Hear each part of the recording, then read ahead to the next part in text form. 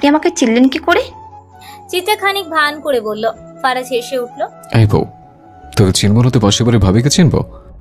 কি জানি, এমন ভাবে বললেন রক্তের খেলা দেখাবেন। তাহলে দেখান, দেখি, জলদি দেখান। ফারাজ হেসে বলল। তুমি বউ বেছে এসো, শুধু খেলা নয়, সবই দেখাবো, সঙ্গে খেলবো। চিত্রার চোখে একটু ভয়, একটু কৌতূহল। ঠিক তখনই ফারাজ চিত্রার হাত ছাড়িয়ে নিচে মেঝেতে পড়ে যাওয়া ফোন খোঁজে। অন্ধকার ঘরের ফোনটা উল্টে পড়েছিল বলে আলো ছড়ায়নি, ফলে ঘরটা যেন এক অজানা রহস্যে ঢেকেছিল। অবশেষে ফোন হাতে নিয়ে আলোর উৎসের দিকে তাকাতেই চমকে উঠল। একখানা প্লাস্টিকের ছুরি, যার ডগায় চেপে পেঁচানো কাটা চামচ। বাবু, এত কড়া মাল দিয়ে আমাকে চাঁদের বুড়ির সাথে ডেটে পাঠানো ফোন দিয়ে এটেছ? ফারাজের গলায় রসিকতা। চিত্রা মুখ বাঁকিয়ে বলল, ছি, এসব কি বলছেন আপনি? আমি তো সেফ একটু ভয় দেখাতে চেয়েছিলাম। আপনি ভয় পাননি কেন? তা বলে এমন অন্ধকার এসব করতে হবে? তোমার না বড় বড় অন্ধকার ভয় লাগে? চিত্রা হেসে তার মুঠো থেকে একটা ছোট্ট লাইটার বের করলো, সামনে তুলে ধরে বলল, প্রোটেকশন তো ছিল, এটা থাকতে ভয় কিসের? ফারাজ কপট দীর্ঘশ্বাস ফেলল। হ্যাঁ, এসব থাকলে কিসের চিন্তা? তবে বউ, আর এমন ভাবে ভয় দেখিও না। এমনি তো ভয় পেয়ে কিডনি পেছন থেকে সামনে চলে। এসব মারামারি কাটাকাটি আমার একেবারে অপছন্দ। আমি নিষ্পাপ নিরীহ একটা মানুষ। চিত্র চোখ টিপে বলল, তেমন ভয় তো দেখলাম না মনে হয়। তুমি তো দেখবোই না, অন্ধকারে কিছু দেখা যায়? এই বউর ঘরের বউ, দয়া করে এসব চুং ভুং চাং ভাং আমার উপর ট্রাই করবে না। তাহলে আপনি নিজের রক্তে খেলার কথা বললেন কেন? তোমাকে ভয় দেখানোর জন্যই তো। ভয় পেয়েছিলে? চিত্রার চোখ একটু নরম হলো, সে মাথা নেড়ে বলল, পেয়েছিলাম। কতটুকু? ফারাজ জানতে চায়। চিত্রা ধীর স্বরে বলল, আপনি আমায় যতটা ভালোবাসেন ঠিক ততটাই। ফারাজ একটু থেমে চোখ মেলে তাকিয়ে বলল, হায় খোদা, তাহলে তো তুমি ভীষণ ভয় পেয়েছ। এসো বউ, বুকে এসো, ফু দিয়ে ভয় উড়িয়ে দে। ফারাজ চিত্রাকে জড়িয়ে ধরে চোখ বুজে ফেললো। চিত্রা অনুতপ্ত, ওর অমন ভালো স্বামীটার সঙ্গে ওসব করা ঠিক হয়নি। ফারাজ খানিকক্ষণ চোখ বন্ধ করে থাকার পর হঠাৎ বাঁধন হালকা করে চিত্রাকে বলে, শালার কারেন্টের আব্বা মরলো নাকি? এই বালের কি হয়েছে? আর জেনারেটর আইপিএস দুটো এই বাড়িতে আছে, এই বালগুলোর এবার কি হলো? আশা কই, আব্রু কই, বাড়ির সব জলহস্তিগুলো কই? আপনার নানির। পুরো কথা শেষ করার আগেই ফারাজ চিত্রার ঠোঁটে ঠোঁট ছুঁয়ে তাকে পুরো থামিয়ে দেয়। নিশ্চল হয়ে পড়ে আছে মিতালি, লঞ্চের ইঞ্জিন ঘরের এক কোণে, যেখানে আলো পৌঁছায় না। মানবতা দীর্ঘদিন পা রাখেনি, শরীর তার নিজস্বতা হারিয়েছে। ব্যথায় এখন তার আর কেবল অনুভূত নয়, একটা স্থায়ী সঙ্গী হয়ে গেছে। গোনা যায় না কতবার, কতভাবে, কত জনের হাতে সে ছিন্ন ভিন্ন হয়েছে কাল রাত থেকে আজ পর্যন্ত। প্রত্যেকটি মুহূর্ত যেন এক একটা মৃত্যুর স্বাদ। ব্লেডের ক্ষতগুলো এখনো রক্তাক্ত, ক্ষত শুকাতে না শুকাতেই তাতে ছুরির মতো নতুন আঘাত এসে বসে। যন্ত্রণা এতটাই প্রবল যে আর্তনাদ ক্লান্ত। চিৎকারের জন্য আর জোর নেই মিতালির গলায়। তার দেহ এখন কেবল যন্ত্রণার ক্যানভাস, যেখানে প্রতিটি দাগ এক একটা নির্লজ্জ গল্প বলে। তবু ইচ্ছে হয় শেষ হোক সব। নদীর শোষ শব্দ শুনে মনে হয় যদি এক লাফে সব শেষ করা যেত, যদি এই ক্লেদাক্ত দেহটা ডুবে গিয়ে হারিয়ে যেত সেই গভীর জলের অন্ধকারে। কিন্তু বাস্তব এক নিষ্ঠুর কারাগার, হাত পা শক্ত করে বাঁধা, আত্মহত্যার সামান্য উপায়টুকু নেই। মৃত্যু পর্যন্ত তার থেকে দূরে সরে গেছে। সে জানে ওরা আবারও আসবে, আবারও দখল নেবে তার শরীর, ভাঙবে তার আত্মা, কাচের মতো চূর্ণ করবে প্রতিবার, বারবার। শেষ না হওয়া যন্ত্রণার চক্রে বন্দি এক অসহায় অস্তিত্ব সে। নাম তার মিতালি। ভাবনা সুতো ছিটতে না ছিটতে ভেসে এলো ভারী জুতার শব্দ, একটা দুইটা, তারপর আরো। মিতালির নিথর দেহ কেঁপে ওঠে, অসহায় শরীরটার প্রতিটি রক্তকণা আতঙ্কে ঝাঁকুনি খায়।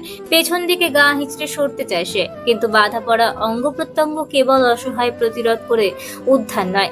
ইঞ্জিন ঘরের সাথে সাথে বাতাস চিরে 5-6 জন পুরুষ ঢুকে পড়ে। তাদের মধ্যে দুজন নিঃশব্দে সামনে একটি চেয়ারে রেখে দেয় মিতালির ঠিক মুখোমুখি।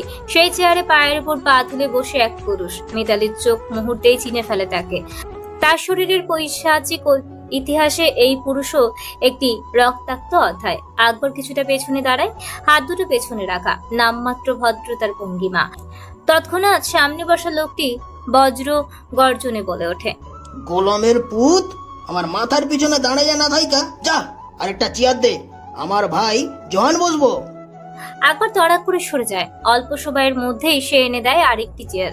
সেখানে এসে বসে জোহান নিঃশব্দে নিষ্পৃহ ভঙ্গিতে। রাজন এবার গাঢ় দৃষ্টিতে মিতালির দিকে তাকায়। তার চাহনিতে জ্বলে ওঠে দম্ভ আর এক ধরনের বিকৃত তৃপ্তি। সে তাকিয়ে থাকে কিছুক্ষণ চুপচাপ, যেমন ভাবে শিকারীর পরখ করে আহত জন্তুকে।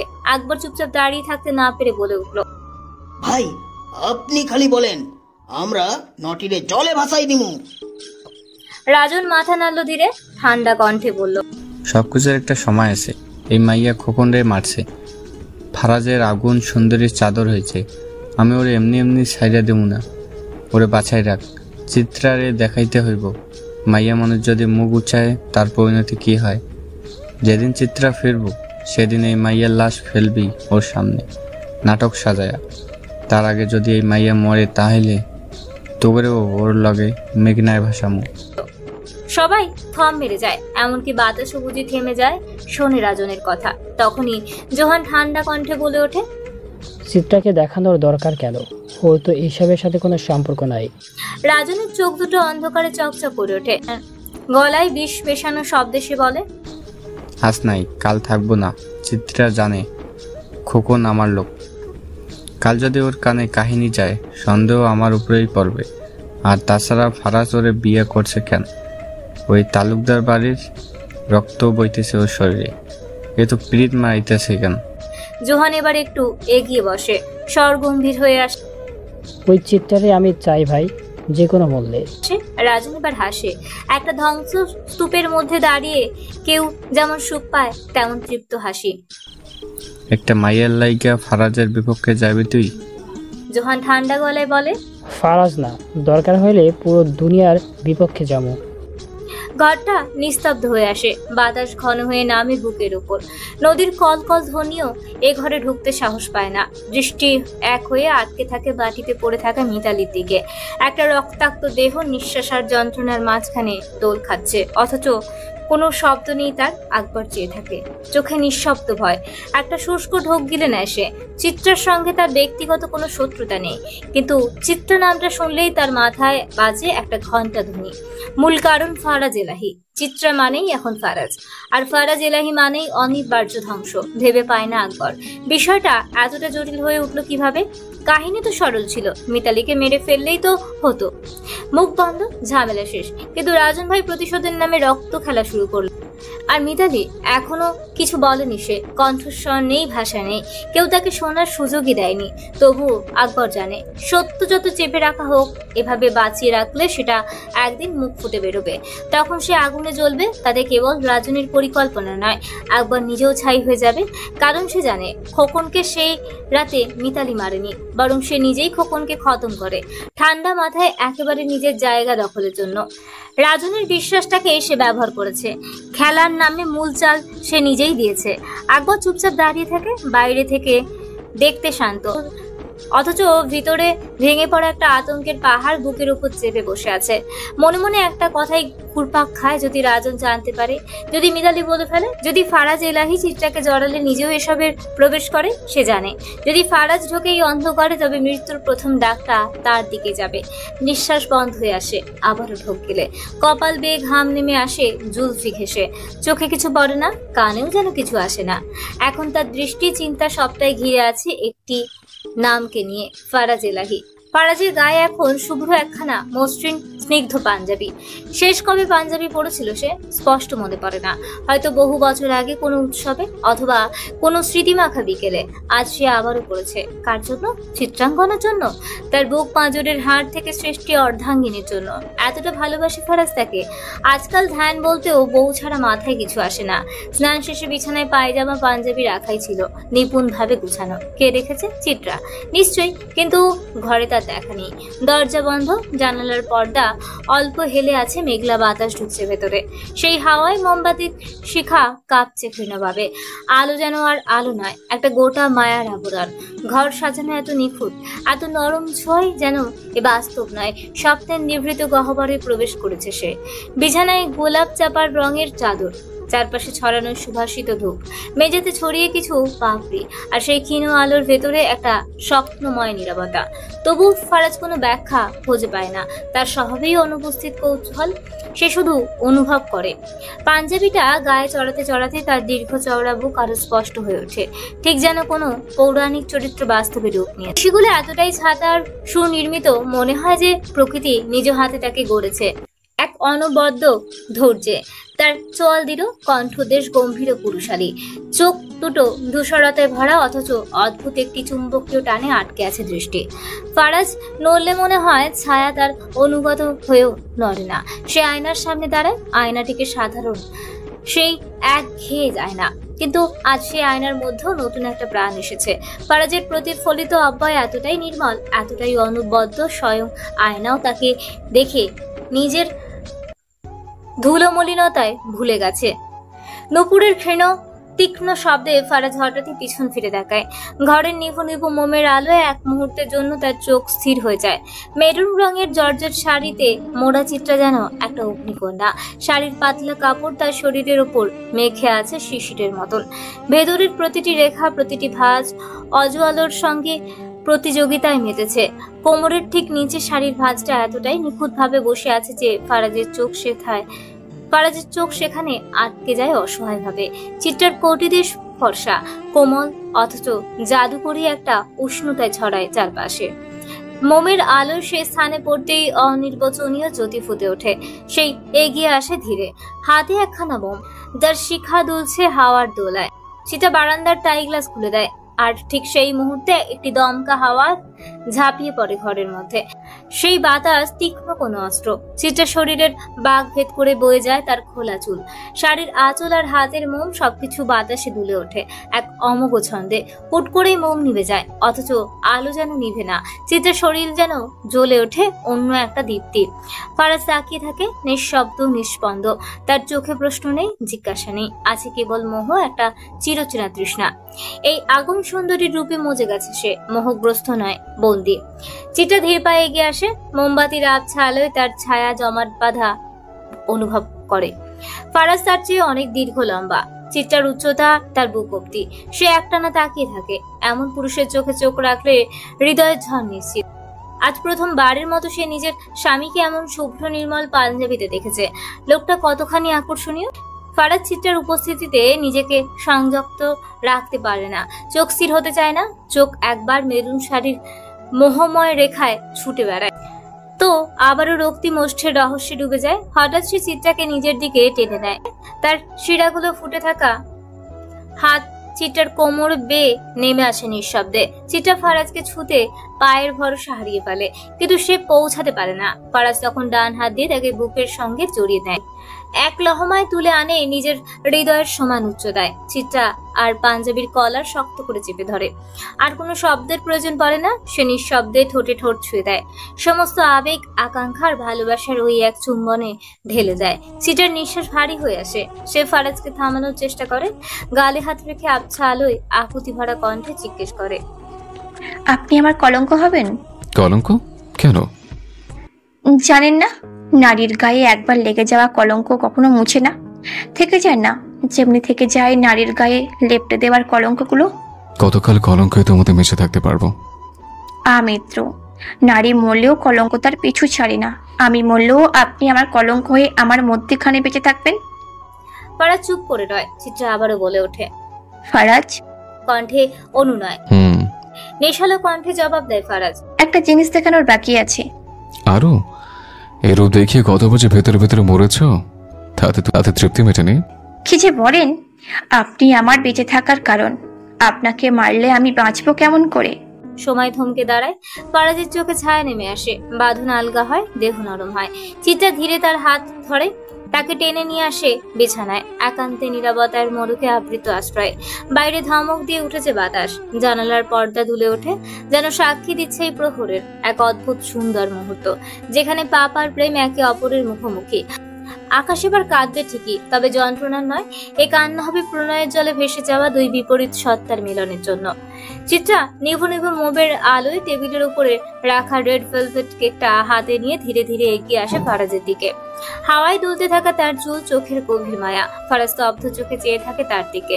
টেবিলের পাশটায় বসে চিত্রা চুপিসারে বলে ওঠে, আজ আমাদের বিয়ের 1 মাস, ভুলে গেলেন সোনাবর?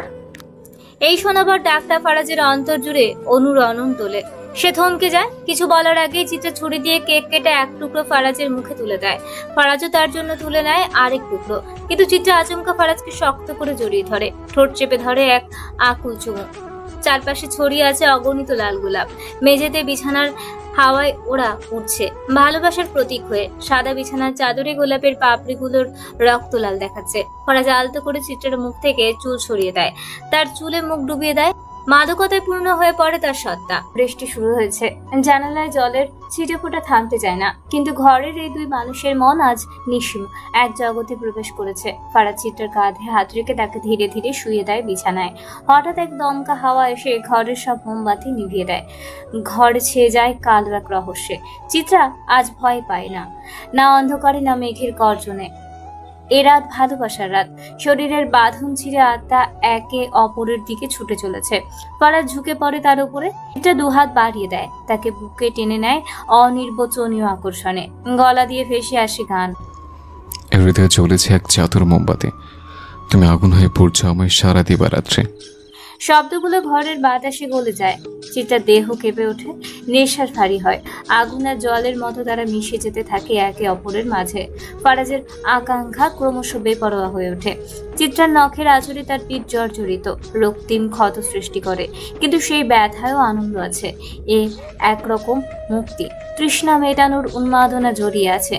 ফারাজ থেমে যায় না, থামে না চিত্রা। তারা হারিয়ে যায় অন্ধকার এক যুদ্ধে, যেখানে ভালোবাসা, কামনা আর মোহ মিশে গিয়ে সৃষ্টি করেছে এক নতুন যুদ্ধক্ষেত্র। সময় থেমে যায়, শুধু নিঃশ্বাস আর হৃদয়ের ধুকপুক শব্দে ঘরটা গুঞ্জরিত হয়ে থাকে। চিত্রা ফারাজের গালে হাত বুলিয়ে কোমল গলায় বলে, আজকে রাত আপনার আমার, বলুন কি চাই আপনার? ফারাজ মৃদু হাসে। অন্ধকারে সেই হাসির ব্যঞ্জনা ধরা পড়ে না সহজে। হয়তো তাতে ভালোবাসা নয়তো নিছক প্রলয় মিশে আছে। সে চিত্রার ঠোঁটে ঠোঁট রাখে, কানের কাছে মুখ এনে ধীরে ধীরে হিসিয়ে বলে, আমি তোমার মনের ভেতর একবার ঘুরে আসতে চাই, আমায় কতটা ভালোবাসো সেই কথাটা জানতে চাই, ভালোবাসার যত কথা হৃদয় দিয়ে শুনতে চাই, তুমি শুধু আমার হবে পৃথিবীকে বলতে চাই। সময় গড়ায়, বাড়তে থাকে ঝড়ের বেগ। সঙ্গে দেনা পাওনার গল্পগুলো উত্তাল মৃত্তিকায় হারিয়ে যায়। অভ্র ভেজা শার্টটা খুলে নির্বিকার ভঙ্গিতে বাস্কেটের দিকে ছুড়ে ফেলে। হাতের কাছে কোনো চার্জার লাইট না পেয়ে ফোনের ফ্ল্যাশ লাইটটাই চালু করেছে সে। ওয়াশরুমে ঢুকে প্যান্ট বদলে ট্রাউজার পরে ফিরে আসে অভ্র। বিছানার কিনারে আয়েশা কুকুরে শুয়ে আছে। আতঙ্ক আর অস্পষ্ট ক্লান্তিতে মিশে থাকা এক অবিন্যস্ত নীরবতা তার চারপাশে। অভ্র কঠিন স্পষ্ট স্বরে তাকে বলেছে এখানে শুয়ে থাকতে। তার স্বর যেন আপত্তি কিংবা প্রশ্নের জন্য কোনো অবকাশ রাখে না। পাশে এসে বসে অভ্র, উদার শরীর নিয়ে। ভেজা চুল কপালের উপর হেলিয়ে আছে, সেখান থেকে টুপ করে পানি ঝরে পড়ছে। লোমসা ফর্সা মুখ, উন্মুক্ত পেশিগুলো নিখুঁতভাবে আঁকা কোনো কাঠামোর মতন। চওড়া কাঁধ, দৃঢ় গড়ন। অভ্র তাকিয়ে থাকে আয়েশার দিকে নিস্তব্ধ অনড়ভাবে। আয়েশা তাকিয়ে আছে খোলা জানালার বাইরে। সে এখনো বুঝে উঠতে পারছে না এতক্ষণ যাবৎ কেন সে এই পুরুষের ঘরে, তার বিছানায় কি করছে। কি অস্বস্তিকর, কি লজ্জা। তাকাতেও পারছে না আয়েশা। একবার জেদ করে উঠতে চায়, চেষ্টা ব্যর্থ হয়। পায়ে প্রচন্ড ব্যথা। মাথায় আসে অভ্রকে বলতে পারে কিনা তাকে কোলে করে তার নিজের রুমে পৌঁছে দিতে, কিন্তু কথাটা ঠোঁট পর্যন্ত গিয়েও আটকে যায়। লজ্জায়, দ্বিধায় কিংবা অভ্রর কঠিন উপস্থিতির ভারে। পা দাও দেখি মলম লাগিয়ে দিই। অভ্র হাত বাড়াতেই আয়েশা আতকে পা সরিয়ে নেয়। মাথা খারাপ নাকি তোমার? তুমি আমার পা ধরবে? দয়া করে এসব করে আমাকে লজ্জায় পেলো না। অভ্র হালকা ঠোঁট বাঁকিয়ে তাকায়। বাহ, চমৎকার ব্যবহার, সুন্দর ব্যবহার সুন্দরীদের বেশ মানায়। আপনি আমার কথা বললেন? তাই মনে হলো বুঝি। আমি তো সুন্দরীদের কথা বলেছি, তুমি কি নিজেকে তাদের কাতারে ভাবো? আয়েশার মেজাজ গরম হয়ে ওঠে। কিছুটা আগ পর্যন্ত যে মানুষটাকে নিয়ে বিভ্রান্তি ছিল সেই মুহূর্তেই পরিষ্কার হয়ে যায় এই লোকটা ভালো হওয়ার অভিনয়টাও ঠিক করতে পারে না। আমি আমার রুমে যাব, সামনে থেকে সরে দাঁড়াও। অভ্র নিরাশ মুখে বলে, গিয়ে তো দেখো মেয়ে। দেখাচ্ছি। আয়েশা উঠে দাঁড়াতে যায়, কিন্তু গতি তার পায় না। পা সেটে যায় যন্ত্রণায়। পড়ে যাওয়ার আগে অভ্র ধরে ফেলে, শক্ত হাতে আবারও বিছানায় শুয়ে দেয়। এত জিদ দেখাচ্ছিস কেন? অভ্রনীল সরকার তোকে সাহায্য করছে, তোর তো কপাল ভালো। তোর মতো দরকার আমার নাই, কোনো দরকার। কটাক্ষে মুখ ভ্যাং যায় আয়েশা। সে আবারও জিদ করে উঠে দাঁড়াতে চায়। এবার অভ্র ধমকে ওঠে, চোখে কঠোরতা, কণ্ঠে চেপে রাখা আগুন। আয়েশার পা নিজের উরুর উপর রেখে দাঁতে দাঁত চেপে বলে, আমার সামনে জিদ চলবে না।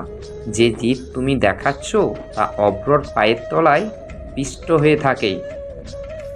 অভ্র ফোনটা রেখে যত্নে আয়েশার পায়ে মলম লাগাতে শুরু করে। শক্ত আঙুল মালিশ করে দেয় গভীর মনোযোগে। ওটাও তো বেশ ছিঁড়ে গেছেই, ওখানে আমি স্পর্শ করতে পারবো না, নিজেই পরে মলম লাগিয়ে নিও। আর শোনো, আজকে আর কারেন্ট আসবে না, তোমার এখানে থাকাটাই সবচেয়ে যুক্তিযুক্ত। আমি ডিভানে শুয়ে পড়ছি, আশা করি এতে কোনো আপত্তি নেই।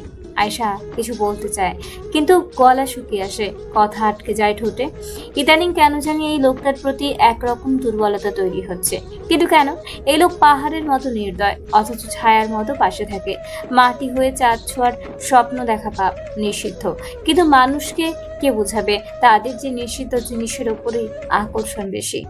মধ্যরাত, আকাশ থেকে এখনো টুকটুক করে ঝরে পড়ছে বৃষ্টির নীরব বিরহ। আকাশ অন্ধকারে আচ্ছন্ন, কেবল মাঝে মাঝে বিদ্যুতের ঝলকে অল্প সময়ের জন্য আলোকিত হয়ে ভিজে উঠান। দরজায় প্রচন্ড করাঘাত করা হচ্ছে। রাশেদা তখন গভীর ঘুমে। বৃষ্টির ঠান্ডা ভাব তাকে কুঁকড়ে রেখেছে উলের চাদরের নিচে। বাইরে কি হচ্ছে সে কিছুই টের পাচ্ছে না। তার মেয়ে ও মেয়ের জামাই আজ সন্ধ্যাবেলা নিজ বাড়ি গেছে। রাশেদার স্বামী আবার দারোয়ান, আজ রাতেও নাইট ডিউটি।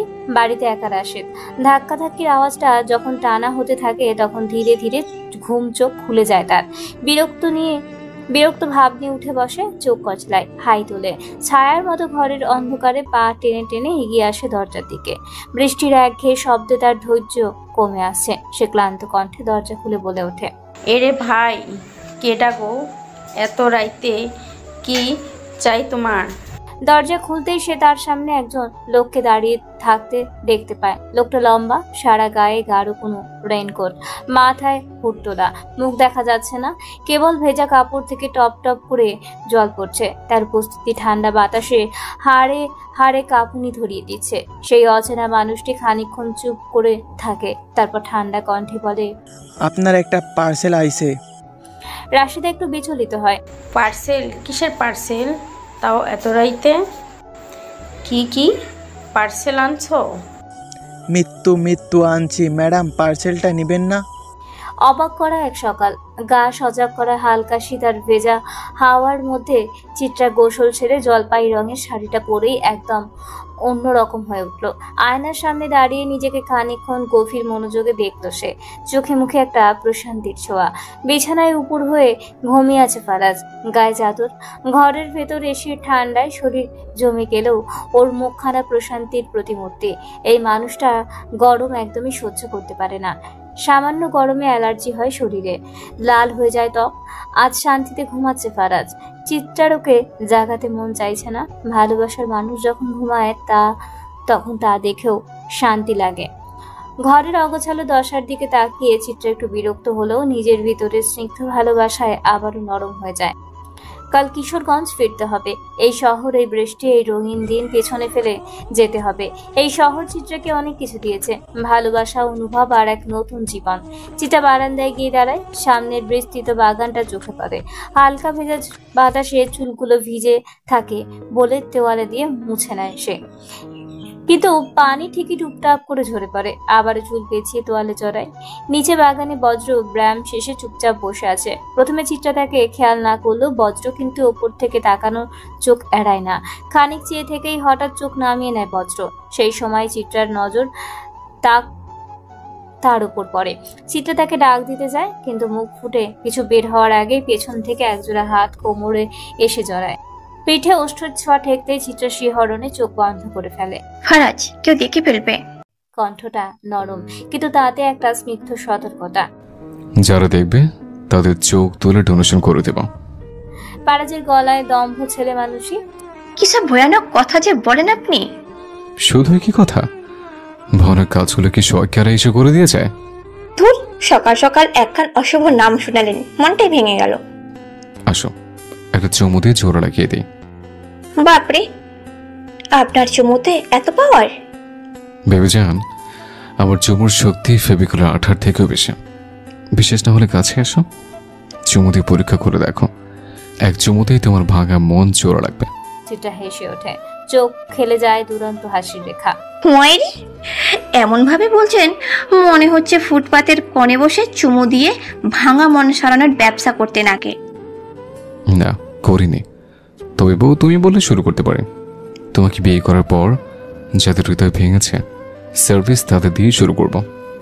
চিত্রা কিছু বলার আগেই ফারাজ তাকে নিজের দিকে টেনে নেয়। ঠোঁটে ঠোঁট চেপে শক্ত একটা চুমু দিয়ে সবটা বুলিয়ে দেয়। সকল শব্দ মুছে যায়, শুধু থাকে স্পর্শের ভাষা। বজ্র সেই দৃশ্য দেখে মুখ ঘুরিয়ে নেয়, দু হাত মুঠো করে ফেলে। কপালে শিরা ফুলে ওঠে, চোখের কোনায় জমানো আগুন গিলে ফেলে সে। বজ্র একটা ঢোক গিলে আওড়ায়। যে ফুলকে ধ্বংসের জন্য এত আয়োজন, সে ফুলের মালিক কিন্তু আমি।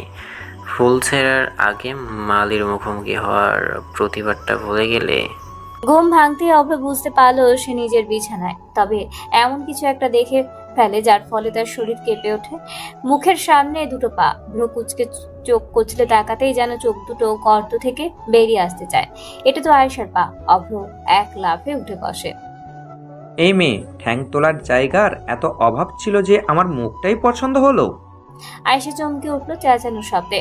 এলোমেলো চুল আর ভেবাচাকা মুখ নিয়ে তাকালো অভ্রর দিকে। মাথা চুলকে কোনোভাবে স্মৃতি ঝাঁকিয়ে তোলার চেষ্টা করলো। তখন মধ্যেই মুখটা বিবর্ণ হয়ে গেল। এই, আমি কি সারা রাত এই লোকটার মুখের কাছে পা রেখে ঘুমিয়েছিলাম? আয়েশার মনে হঠাৎই আশঙ্কা ঢেউ। পায়ে গন্ধ ছিল নাকি? একটু শুকে দেখবো না? অভ্রর সামনে এসব ভাবাও পাপ। ছ্যাঃ, এমন কাজের কথা লোককে জানলে তো তার সামাজিক আত্মহত্যা নিশ্চিত। নিজেকে যতটা সম্ভব গুছিয়ে নিয়ে সে প্রশ্ন ছুড়ে দিল। এই সরকারি বেটা, এখানে কেমনে কি? খাটে কেন? ইউ বাজে কিছু করিসনি তো? ইউকে তো আমি চিনি। অভ্র চোখ সরু করে তাকিয়ে বলল, ভরসা তো আমারও তোকে নিয়ে নেই। ঘুমিয়ে পড়ার পর তুইও আমাকে দেখে লোভ সামলাতে পারিসনি। কোলে তুলে নিয়ে এসেছিস খাটে নিজের পাশে। আস্তাগফিরুল্লাহ। আমি তোকে কোলে তুলবো? আমারে কোন দিক দিয়ে তোর কুলি মনে হলো? তুলেছিসই তো। আমি হালকা পাতলা ছেলে বলে এসব করতে পারলি। আল্লাহর কাছে বিচার দিলাম, তোর যৌবনের ঠেটা পড়বে, ঠেটা। আমার ইজ্জতের আর কোনো দাম থাকলো না। এসব যদি আমার ভবিষ্যৎ বউ জেনে যায়, তখন আমি তার সামনে কি করে মুখ দেখাবো শালি? আয়েশা ইতিমধ্যে টেবিল থেকে টিস্যু বক্সটা নিয়ে একটা টিস্যু নিয়ে তার থেকে বাড়িয়ে দিল। হইছে, কান্দিস না আর। চল বিয়ে করে বাচ্চা পয়দা করি। শালা, তোমার ইজ্জত তো বাঁচাতে হবে এখন। অভ্রের মন তখনও ধাক্কা খায়। মনোযোগে অন্যদিকে থাকার কারণে খেয়াল করেনি। টিস্যু দিয়ে নাক মুছে বলল, কি বললি? আবার বল, ঠিক মতো শুনি নাই। কিছু না, আসলে লজ্জা লাগছে রে অভ্র। নিজেকে লজ্জাবতী ভাবছিস? তোদের মতো মেয়েরাই তো নিজেকে লজ্জাবতী ভেবে লজ্জাবতী গাছের মানহীন করে। এখন আর আমার মতো ভালো ছেলেদের সমাজে নিরাপত্তা কোথায়? তোকে আজ সালিসে তুলবো আমি। আয়েশা উঠে দাঁড়ালো, ঠোঁট বাঁকি মুখ ভাঙচালো। তার মন বলে ওঠে, এই সরকারকে এখনই তুলে বিয়ে করে ফেল আয়েশা। কমপক্ষে বাচ্চাগুলো তো একেবারে অভ্রর মতো ফকফকা পয়দা হবে। আয়েশা উঠে যেতে নিলে অভ্র পেছন থেকে তার হাত টেনে ধরে। আয়েশার হৃৎপিণ্ড বেরিয়ে আসার উপক্রম।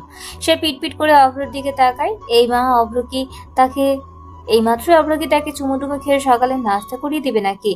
আয়েশা মুখে হাত দিয়ে তাকাতেই অভ্র বলে ওঠে, ডাব চুন্নি, তুই আমার টিস্যুর বক্স রেখে তারপর যা। আয়েশা নিজের হাতের দিকে তাকাতেই দেখে টিস্যুর বক্স। ছ্যাঃ, বালের একটা কপাল। এমন সময় এসব না করলেই কি হতো না? এভাবে চললে তো শেষ পর্যন্ত পার্পেল কালারের জাদুঘরে এই চিংড়ি মাছকে বশ করা ছাড়া আর কোনো উপায় থাকবে না। কিরে সিল মারা চুন্নি, আমার টিস্যু রাখ। সকাল হতে না হতেই গোটা পাড়া সরগরম হয়ে উঠেছে। নিখোঁজ রাশেদা বেগমের খবরে এলোমেলো হয়ে গেছে আতিকুল সাহেবের জগৎ। কি করবেন, কোথায় যাবেন, কিছুই বুঝে উঠতে পারছেন না তিনি। মেয়ে আর জামাই মাত্রই গতকাল নিজ বাড়িতে ফিরে গিয়েছিল। খবর পেয়ে তড়িঘড়ি করে ফিরে এসেছে তারা। মেয়েটি কান্নায় ভেঙে পড়েছে, মাটিতে কড়াকড়ি খাচ্ছে, মায়ের নাম ধরে চিৎকার করছে। প্রতিবেশীরা তাকে সান্ত্বনা দেওয়ার ব্যর্থ চেষ্টা করছে। জান্নাত আর মার্জিয়ার সকাল থেকেই পাশে আছে। সোহাগ বেরিয়ে গিয়ে মেয়ের জামাইয়ের সঙ্গে কিছুক্ষণ কথা বলে এসেছে, তবে মাহাদিকে এখনো দেখা যায়নি। সর্দি জ্বর আর গলা বসে যাওয়ার কারণে সে বিছানায় শুয়ে আছে। মাথায় জলপট্টি দিচ্ছে মারিয়া।